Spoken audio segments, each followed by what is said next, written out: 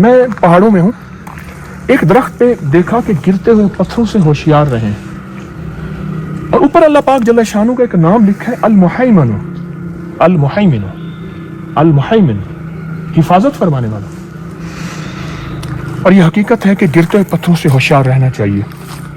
اور یہ دیکھیں, آپ پہاڑوں کو دیکھیں, یہاں سے گرتے ہوئے پتھروں سے ہوشیار رہیں. اور وہ بڑے بڑے پتھر ہیں جو انسان کو چکنا چور کر دیتے ہیں, اور ان کے گرتے پتہ نہیں چلتا.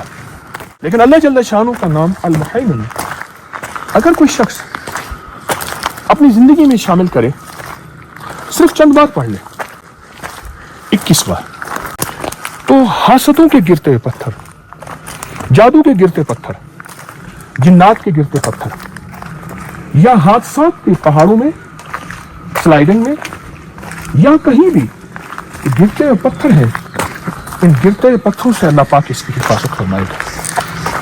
بہت طاقتور وظیفہ. اس لیے المحیمن 21 بار صبح شام پڑھ لیں.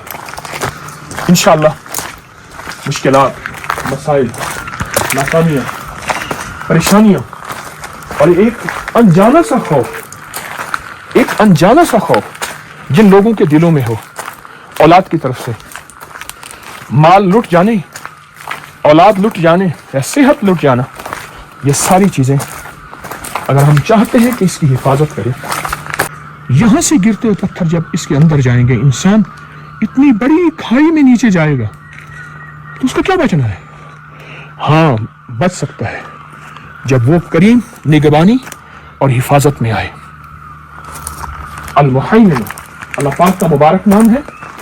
21 بار صبح اور شام ان مشکلات, مسائل, ناکامیاں, پریشانیاں, الجھنوں پہ اچانک گرتے پتھروں کی حفاظت کی نیت کر کے پڑھیں گے انشاءاللہ.